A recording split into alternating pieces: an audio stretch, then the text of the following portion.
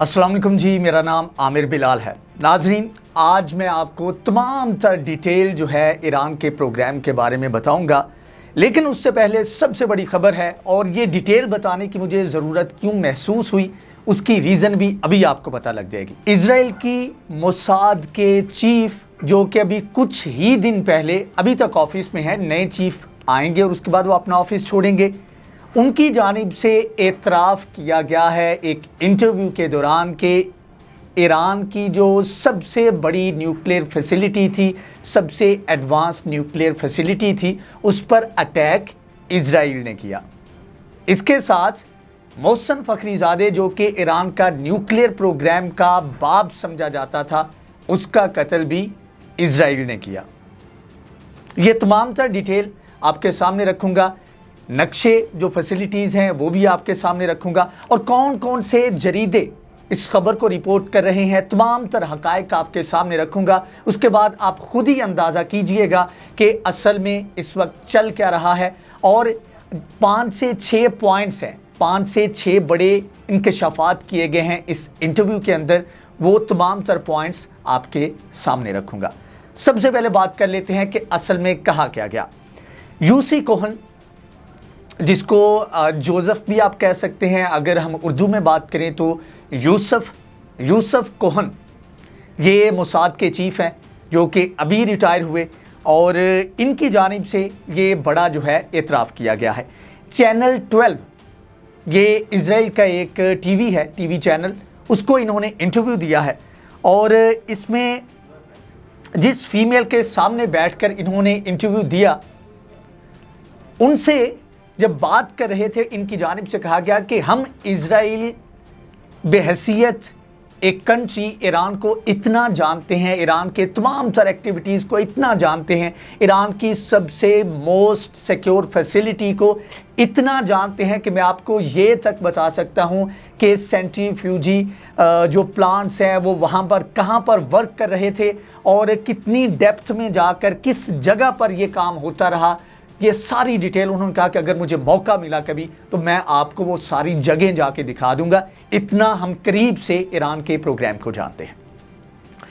ये एतराफ़ जो किया गया है, इसको पूरी दुनिया में एक शॉकिंग न्यूज़ के तौर पर लिया जा रहा है।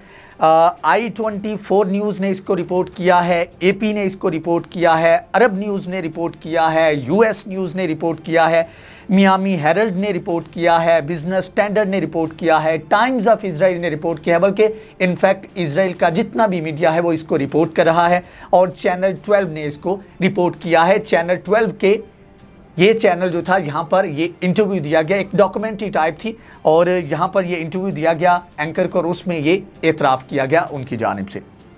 अब जी, असल में आपको इससे पहले कि मैं उनकी जानिब से जो डिटेल्स बताएगी, उससे पहले मैं आपको एक ओवरव्यू दे दूं कि असल में नेटेंस जो फैसिलिटी थी उस पर अटैक किस नौइयत का किया गया था, और ये फैसिलिटी असल में है क्या, और जो ओवरऑल प्रोग्राम है उसके बारे में भी आपको बताऊंगा, और उसकी थोड़ी सी हिस्ट्री बताऊंगा, ताकि आपको तमाम तर जो इंफॉर्मेशन, ये जो टसल ईरान की और इजराइल की है, जो ईरान का न्यूक्लियर प्रोग्राम है और ईरान को रोकने के बारे में इजराइल किस हद तक जा सकता है, वो बयान भी आपके सामने रखूंगा, तो आपको अंदाज़ा हो जाएगा कि असल में ये सारा मसला है क्या।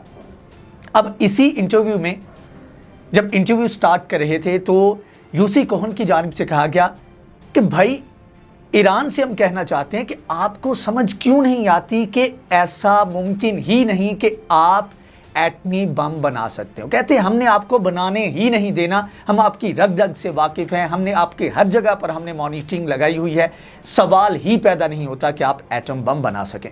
ये मतलब कि उनका एक मौक़िफ़ था। बहरहाल, अब आ जाते हैं कि असल में हुआ क्या था। हुआ ये था जी, नेटेंस के अंदर नेटेंस की फैसिलिटी है, और ये सबसे ज़्यादा बिल्कुल सेंटर में मोस्ट सिक्योर्ड यूरेनियम की इनरिचमेंट करने वाली फैसिलिटी है। और जब ईरान की जानिब से ऐलान किया गया कि अब वो अपनी यूरेनियम की इनरिचमेंट बढ़ा रहे हैं, तो वहाँ पर उन्होंने जो नए सेंट्रीफ्यूजी प्लांट थे उनका इस्तेमाल शुरू किया, और ऐसा इक्विपमेंट लगाया जिससे वो अपनी एफिशिएंसी भी बढ़ा सकते थे। जब नेटेंस के अंदर ये ऐलान किया गया, नेटेंस फैसिलिटी को एक्टिव किया गया, उसके कुछ घंटों के बाद एक साइबर अटैक किया गया इस फैसिलिटी के अंदर और पूरा ब्लैकआउट हो गया और कुछ हिस्सों के अंदर आग तक भी लग गई। अब इसको ये तकरीबन 1 या 2 माह पहले की बात है और इसके अंदर जो है तमाम तर चीज़ों को रिपोर्ट जो किया गया था, अरब न्यूज़ ने उस वक्त रिपोर्ट किया, गार्डियन ने रिपोर्ट किया, फ्रांस 24 ने, इवन के फ्रांस 24 की वीडियो भी मैं आपको दिखा दूंगा कि उसमें उन्होंने क्या रिपोर्ट किया और तमाम तर जो फैसिलिटी के अंदर हो क्या रहा था, वहाँ पर उसका इक्विपमेंट किस तरह का है, ये सारी चीज़ें भी आपके सामने आपको वीडियो के ज़रिए जो है वो आपको मैं बता दूंगा। इसके अलावा जो ऑफिशियली नेटेंस की फैसिलिटी के बारे में ईरान की गवर्नमेंट की जानिब से जो वीडियो जारी की गई थी वो भी आपके सामने रख दूंगा ताकि आपको एक ओवरऑल पिक्चर जो है उसको समझने में आसानी हो। बीबीसी की जानिब से भी बहरहाल इसके ऊपर रिपोर्ट किया गया। अब इस फैसिलिटी का मकसद ये था कि यूरेनियम की जो इनरिचमेंट है उसको ज़्यादा किया जाए, क्योंकि ईरान की जानिब से कहा गया कि मोहसिन फ़खरीज़ादे उनका कत्ल किया गया, उसके बदले में हम ये इनरिचमेंट जो है इसको बढ़ा रहे हैं। इसके अलावा नेटेंस के ऊपर हमला किया गया। उससे पहले जब पहला हमला हुआ, जब मोहसिन फ़खरीज़ादे का कत्ल हुआ, तो तब ये इनरिचमेंट जो है 20% तक ले गए, जो कि ईरान को 2015 के मुआहदे के तहत अलाउड था सिर्फ 3.67%, 20 तक लेके गए। और उसके बाद जब नेटेंस के ऊपर हमला हुआ तो उसके बाद ये फैसिलिटी की जो इनरिचमेंट जो कैपेसिटी थी उसको ये 60% तक ले गए।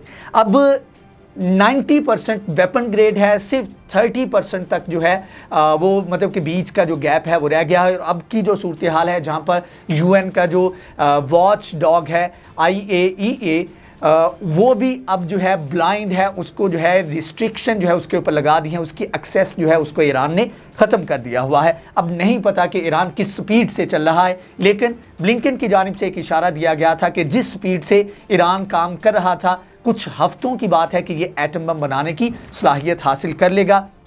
वो ब्रेकआउट टाइम जो है वो क्या था और जो 2015 की डील थी उसका मकसद क्या था, वो भी मैं आपके सामने रखता हूँ।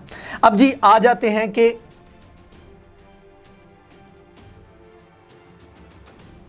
अपने दूसरे हिस्से की तरफ, कि जहां पर मैं आपको ओवरऑल बताऊंगा कि ईरान का न्यूक्लियर प्रोग्राम है क्या, कौन कौन सी जगहों पर इसकी न्यूक्लियर फैसिलिटीज़ हैं और सबसे सिक्योर और सबसे एडवांस फैसिलिटी कौन सी है। जी, ईरान का जो न्यूक्लियर प्रोग्राम था, ईरान ने शुरू से कहा, उसने कहा जी हम जो अपना न्यूक्लियर प्रोग्राम है इसको हमने शुरू किया है, इसका मकसद ये है कि हम रिसर्च पर्पस के लिए इसका इस्तेमाल करना चाहते हैं। अब एक मुहावरा, अब ज़्यादातर लोगों को पता है कि 2015 की डील हुई और इससे पहले कोई डील नहीं थी, लेकिन ईरान ने ये एफर्ट्स जो हैं अपना एटम बम कह लें या इसके जो है एटॉमिक जो है रिसर्च, इसके ऊपर जो है काफ़ी अर्सा पहले शुरू कर दी थी। 1970 में एक ट्रीटी मौजूद थी जिसके ऊपर ये तमाम तर चीज़ें जो है अमल दरामद किया जा रहा था और ईरान को रोकने की कोशिश की जा रही थी और ईरान उसके ऊपर एग्री भी था। अब हुआ ये कि 1979 के इनकलाब के बाद ये तमाम तर ट्रीटी जो थी ये पीछे चली गई और ईरान ने उसके बाद फिर अंदर खाते खुफिया तौर पर उसने इसके ऊपर काम करना शुरू कर दिया और इसकी टेक्नोलॉजी और एक्सपर्टीज़ जो है उसने एक्वायर करना शुरू कर दी। अब 2007 में अमेरिका की जानिब से एक रिपोर्ट सामने आती है जिसमें कहा जाता है कि 2003 में ईरान ने ऑफिशियली दुनिया को दिखाने के लिए काम तो रोक दिया अपना जो न्यूक्लियर प्रोग्राम था उसके ऊपर, लेकिन फिर ये हुआ कि खुफिया तौर पर ये टेक्नोलॉजी हासिल करते रहे। और उसके बाद जी 2013 में हसन रूहानी जो कि रिफॉर्मिस्ट समझे जाते हैं, जो कि अभी सदर हैं 18 जून तक, उसके बाद जो मोस्ट हार्ड लाइनर हैं इस वक्त समझे जाते हैं ईरान के अंदर, वो है इब्राहिम रईसी और मुतवक्के तौर पर वो आने वाले सदर हैं। तो ये रिफॉर्मिस्ट जो हैं इन्होंने उस वक्त एक ज़रूरत समझी और कहा कि हम एक एग्रीमेंट करते हैं अमेरिका के साथ। और उसके बाद फिर 2015 में ये JCPOD के नाम से ये रिलीफ के लिए जो है ये एक मुआहदा किया और उस वक्त ज़रूरत ईरान को ये पेश आई कि ईरान को जो पाबंदियां उसके ऊपर आयद की गई थी। अच्छा, 2012 से 2014 में ईरान को $100 अरब का नुकसान हुआ, तो जिसके बाद ईरान की मईशत डाउनफॉल का शिकार हुई और ईरान को महसूस हुआ कि एक मुआहदा होना चाहिए ताकि ये तमाम तर पाबंदियाँ ख़त्म की जाएँ। 2015 में ये एक मुआहदा साइन कर लिया लिया गया। अभी इस मुआहदे का मकसद ये था कि ईरान को रोका जाए, और मेन मकसद जो कि शायद आपने पहले कभी ना सुना हो, उसका मकसद ये था कि ईरान के ऊपर इस तरह की पाबंदियां आयद की जाएं, ईरान को इस तरह रिस्ट्रिक्ट किया जाए कि ईरान अगर एटम बम बनाना भी चाहे तो उसको मिनिमम जो है 1 साल लगे। अब यही वो ब्रेकआउट, इसको कहते हैं ब्रेकआउट टाइम।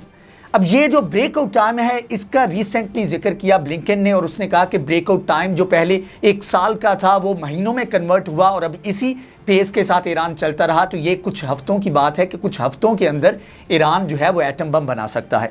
अब जी बात कर लेते हैं मैप के थ्रू कि कौन कौन सी जगह के अंदर जो है ये फैसिलिटीज़ ईरान की मौजूद हैं। ये अगर मैप के ऊपर आप देखें ईरान का जो नक्शा है तो उसके बिल्कुल नीचे से जो गल्फ ऑफ ओमान है वहाँ से मैं स्टार्ट करूँगा, और इस तरह से ऊपर जो है वो हम जाएंगे, जिससे आपको पता लगेगा कि पूरे ईरान के अंदर 10 के करीब साइट्स हैं जहाँ पर यूरेनियम की एनरिचमेंट डिफरेंट जो पर्पज़ के लिए इस्तेमाल की जा सकते हैं, प्लांट्स मिल्स जो हैं वो यहाँ पर ईरान की जानिब से इंस्टॉल की गई हैं। पहली जी है जो गल्फ ऑफ ओमान से शुरू होती है वो है गाचन यूरेनियम माइन मिल है। उसके अलावा अगर आप ऊपर थोड़ा सा चले जाएं तो उसके अलावा है बुशहर न्यूक्लियर पावर प्लांट है।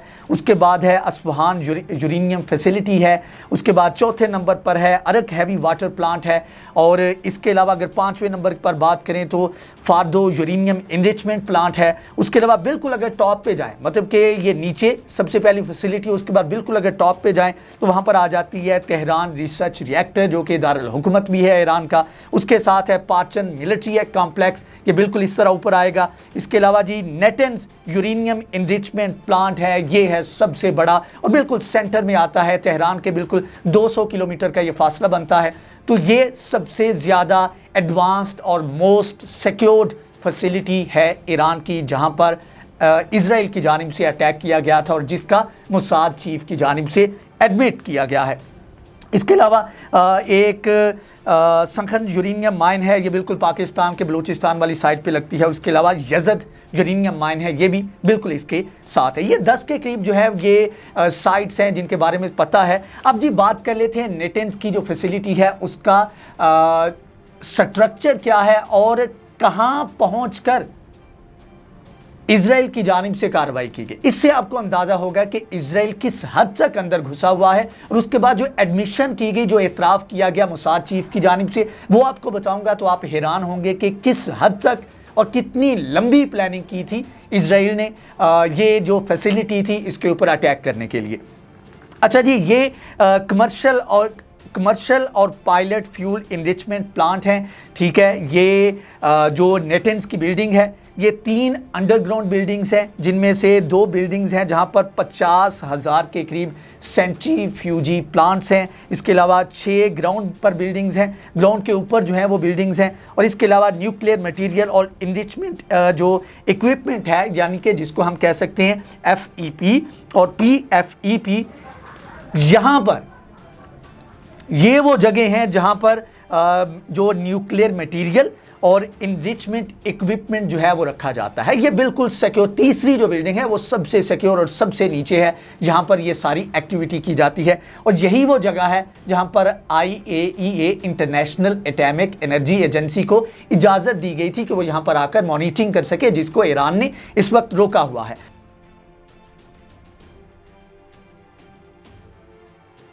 अब जी आ जाते हैं जी हमारे मेन पॉइंट के ऊपर, और अब आपने सारा समझ लिया कि असल में पूरा प्रोग्राम है क्या, ईरान का मकसद क्या है, वहाँ पर जो फिज़िकली कहाँ कहाँ पर ईरान की ये जो न्यूक्लियर रिएक्टर हैं इनकी प्रेजेंस है, और नेटेंस की अंदर की सूरत हाल क्या है। अब आ जाते हैं कि जो ये UC कोहन की जानिब से इतराफ़ात किए गए हैं।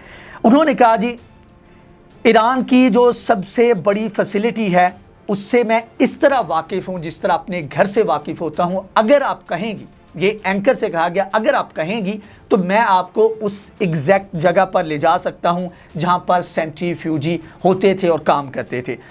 ये जून 10, 2021 को ये इंटरव्यू दिया गया है, और इलाना डाइन के नाम से ये बंदी का नाम है जो कि एंकर थी, और उवदा के नाम से, उवदा या उवदा जिसका जो अगर आप बात करें इंग्लिश में तो इसका मतलब बनता है फैक्ट। तो इस टीवी के इंटरव्यू में, जिसमें डॉक्यूमेंट्री टाइप था, इसमें कहा गया कि हमने कितनी दफ़ा किया ये सवाल नहीं, हमने किस तरह से किया ये सवाल है। उन्होंने कहा कि आप अभी बात कर लें, बाद में बात कर लें, और ईरान को हम बारहा समझा चुके हैं कि आप कुछ भी कर लें, हम आपको कभी भी एटम बम बनाने नहीं देंगे। ये कहा गया यूसी कोहन की जानिब से। दूसरी चीज़ जो कि मेन चीज़ है, किस तरह से ये हमला किया गया। उन्होंने कहा जी मार्बल फाउंडेशन, जो कि जब आप प्लांट लगाते हैं तो नीचे एक स्ट्रॉन्ग फाउंडेशन होना ज़रूरी है। मार्बल फाउंडेशन, उन्होंने कहा कि जिस बंदे ने यहाँ पर मार्बल फाउंडेशन लगाई वो बंदा ही इन एक्सप्लोजिव का जिम्मेदार था। उस बंदे ने ही मेन जो है वो एक्सप्लोजिव जो था उसको एक्टिव किया। और साथ में उन्होंने कहा कि जब ये नीचे बेस बनाई जा रही थी उस वक्त ये नीचे एक्सप्लोजिव जो थे उनको प्लांट किया गया था। मतलब कि इमेजिन करें कि सबसे सिक्योर फैसिलिटी है ईरान की, और जब इसको बनाया जा रहा था, बेस बनाई जा रही थी, तब जो मार्बल फाउंडेशन नीचे रखी गई उसके अंदर ही बम रखे गए थे। ये कहा गया है मोहसिन कोहनी की जानिब से। इसके अलावा उन्होंने कहा जी आपने फ़खरीज़ादे का कत्ल किया, आप उसकी रिस्पॉन्सिबिलिटी लेते हैं। उन्होंने कहा जी फ़खरीज़ादा जो था, फ़खरीज़ादे, मोहसिन फ़खरीज़ादे कई सालों से हमारे ऊपर हमारी उसके ऊपर नज़र थी, और हमारी इंटेलिजेंस शेयरिंग, इंटेलिजेंस गैदरिंग का मेन सोर्स मोहसिन फ़खरीज़ादे था, जिसके पीछे हम लगे हुए थे। उन्होंने कहा जी नवंबर 2020 से पहले तक हमारी उसके ऊपर पूरी नज़र थी, और नवंबर 2020 ही वो महीना है जब मोहसिन फ़खरीज़ादे का कत्ल किया जाता है। और फादर, जिस तरह हमारे डॉक्टर अब्दुल कदीर ख़ान हैं, इसी तरह father of this nuclear programme समझा जाता था। ईरान के जो फादर समझे जाते थे इस न्यूक्लियर प्रोग्राम के। और मोहसिन फ़खरीज़ादे का कत्ल, जिसके बदले में ईरान ने यूरेनियम की इनरिचमेंट को बाद में ज़्यादा किया था। इसके अलावा उन्होंने कहा जी आपने क्या फ़खरीज़ादे का कत्ल किया, अगेन रिपीट किया एंकर की जानिब से। तो इसके ऊपर यूसी कोहने ने कहा, उसने कहा जी मैंने इसके ऊपर, यूसी कोहन ने यह कहा, उसने कहा जी अगर पूरी दुनिया के अंदर कोई भी एक ऐसा पर्सन है जिससे इजराइल को ख़तरा है, अब इसमें कोई किसी मुल्क का सदर आ सकता है, किसी का वज़ीर आज़म आ सकता है, मोस्ट पावरफुल पर्सन आ सकता है। उन्होंने कहा कि कोई भी एक बंदा जो कि इजराइल के वजूद के लिए ख़तरा है, उसको इस दुनिया पर रहने का कोई हक नहीं। इनडायरेक्टली उन्होंने कहा कि वो हमारे लिए ख़तरा था और हमने उसको अपने रास्ते से हटा दिया। इसके अलावा जी सबसे बड़ी चीज़ एक और जो साथ में आपको मैं ख़बर देता चलूँ, उन्होंने कहा जी जनवरी 31, 2018 में एक बहुत बड़ा आर्काइव जो है, एक वेयर हाउस से आर्काइव जो था तमाम तर जो प्रोग्राम का था वो स्टील किया गया था। वो सारा जो है वहाँ से एक्वायर किया था इजराइल के एजेंट्स ने। और उसके बाद पूरी दुनिया के ऊपर जो है दुनिया को दिखाया गया, प्रोपेगेंडा किया गया और बताया गया वहाँ पर नेतन्याहू की जानिब से। उसकी वीडियोस भी आपको मिल जाएंगी, मैं इसके साथ स्क्रीनशॉट भी अटैच कर दूंगा, जिसमें वो बताते और दिखाते हुए देखे गए कि किस तरह से ये आर्काइव हमने वहाँ से उठाया। और वहाँ पर उन्होंने सबूत देने की कोशिश की कि ईरान जो है वो एटम बम बना रहा है रिसर्च पर्पज़ के लिए, ये तमाम तर चीज़ें जो हैं उनको इस्तेमाल नहीं कर रहा। ये आर्काइव जो एक्वायर किया गया था ईरान के एक वेयर हाउस से, उन्होंने कहा कि तेल अवीव के अंदर बैठकर मैं बजाते खुद इस ऑपरेशन की मॉनिटरिंग कर रहा था। तो तमाम तर हकायक जो हैं वो मैंने आपके सामने रखे कि किस तरीके से इजराइल पेनिट्रेट कर चुका है ईरान की हर उस मोस्ट सिक्योर जगह पे जहाँ पर ईरान को लगता है कि वहाँ पर किसी की नज़र नहीं होनी चाहिए। तो ये सारी जो है ईरान के पास टेक्नोलॉजी है, तमाम तर लोग जो हैं वहाँ पर, इवन के ईरान ने क्लेम किया कि रज़ा करीमी नाम का 43 साला जो बंदा है, जो कि कुछ घंटे पहले जब ये अटैक किया गया उससे पहले मुल्क से बाहर भाग चुका था, वो बंदा रिस्पॉन्सिबल था। इवन के एक बंदे तक को भी ये नहीं पकड़ सके, पूरा प्लान किया गया और उसके बाद ये सारा अटैक किया गया। बहरहाल ये सारी सूरत हाल है इस वक्त, ये सारा सिनेरियो है, इसका बैकग्राउंड ये है। और ये मैं समझता हूँ कि बहुत बड़ा एतराफ़ है और इसके ऊपर एक्शन लेना चाहिए अगर वाकई आप मेरिट के ऊपर समझते हैं कि इक़दामात होने चाहिए। लेकिन बहरहाल ये हक़ाइक़ थे जो मैंने आपके सामने रखे। आपके इसके ऊपर क्या कहना है? इसके ऊपर आगे फ्यूचर में आकर क्या इजराइल किसी भी हद तक जा सकता है ईरान को एटम बम बनाने से रोकने के लिए? अपना फीडबैक लाजमी दीजिएगा। कमेंट्स में और बताइए कि इसके ऊपर मज़ीद क्या या कौन सा टॉपिक हो सकता है जिसके ऊपर हमें फर्दर डिस्कशन करनी चाहिए। बहरहाल आज की वीडियो से इतना ही। अगर ये वीडियो आपको पसंद आई है तो इसको लाइक करें, शेयर करें, हमारे चैनल को सब्सक्राइब करें। नेक्स्ट वीडियो में हाजिर होंगे, तब तक के लिए अल्लाह हाफिज़।